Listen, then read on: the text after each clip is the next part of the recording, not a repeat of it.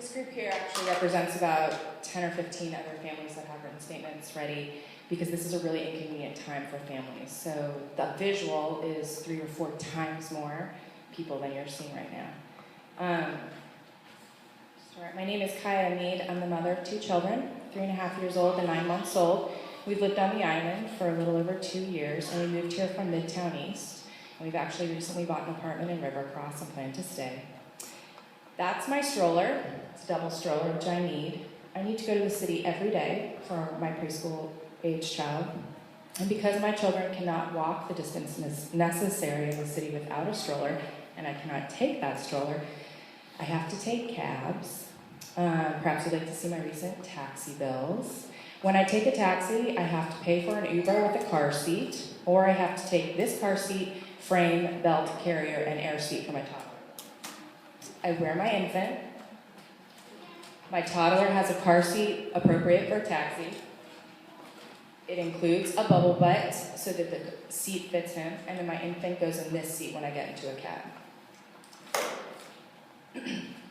This is an issue, as most disagreements are, about priorities. I know that some of you think it's not a priority issue because you don't live on the island, or you don't need the elevator, or most people don't need an elevator, and that you probably think you're already doing something, and that's the least you can do. These are excuses and reasons, and they're really just not going to suffice.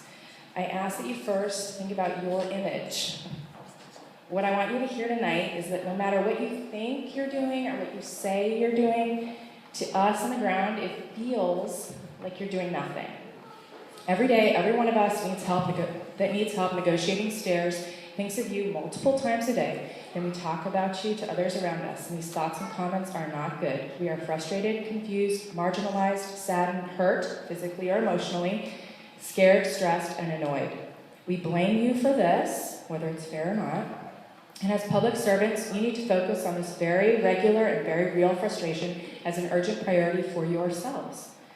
You also need to consider your audience now and in the future. Strollers are not a protected class. I understand that, though tonight I hope that others will speak about the egregious treatment towards vulnerable populations that you have let unfold by not treating this issue with more urgency over the past few years. However, strollers almost certainly represent a working, tax-paying family. Surely that must mean something to you. As these new buildings continue to go up and people in New York start to look at Roosevelt Island for a place to live, I would assume you would want their first experience not to be challenges getting on and off the island. If I were you, I'd be proactive about ensuring that this is not a glaring issue for prospective families before larger stakeholders like Related or Cornell or other landlords trying to attract residents undeniably start applying pressure. This is what I'm asking you to do. You have, unfortunately, fair or not, a notoriously crappy track record with capital improvements on the island. If I'm not mistaken, on this issue, you have identified, essentially an architect, to develop plans for 2 elevators, but the project estimate is 90 days. Then you plan on getting the city to expand the footprint for the elevator. Then you plan on putting out an RFP for a contractor to bid on this job. I realize this is a bureaucratic process. Nonetheless, I'm asking you to first figure out some way to expedite the 90-day estimate to develop plans. Buildings are built and planned in less time. Simultaneously, talk to multiple prospective contractors in a transparent and fair way to find out what type of contract would be attractive to them. Your previous attempts at RFPs were unsuccessful. Show what you learned from those. Find out why no one bid.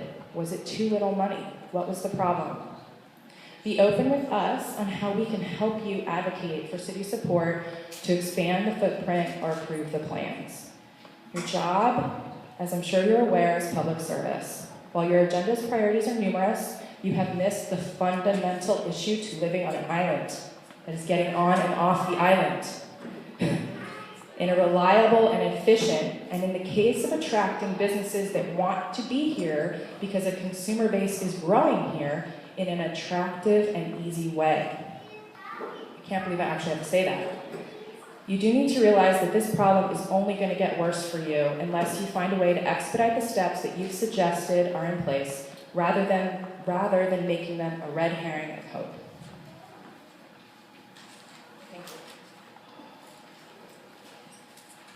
Thank you.